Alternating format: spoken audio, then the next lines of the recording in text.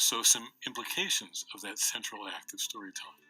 Uh, we can derive three facts just from the idea that the listener creates unique images. So first of all, that means that stories are inherently participatory. You're actively creating something.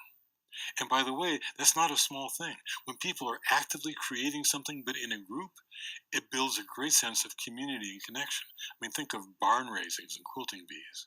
Second, it means that stories are inherently diversity friendly because each one of you gets to have your own images based on your own experiences, your own predilections. So maybe you never saw the kind of chairs that they actually had in that classroom I described with the teenagers, but it doesn't matter. You get to create your own chairs or your own desks or your own floor or room for them to be in. So we get to each do a common activity, but each in our own individual way. So that's almost the definition of being diversity friendly. And finally, stories aren't made of words. They're made of images.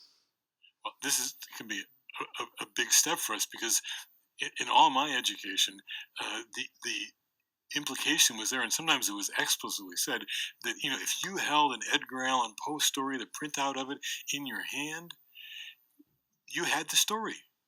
This was the story. But I don't think that's true, actually. As a practicing storyteller, I know that's not true. For example, if you have a recipe for saffron risotto and it gives you the ingredients, it gives you the steps to prepare it, that recipe is not the saffron risotto. Those words on that page are not anything that's going to nourish your body.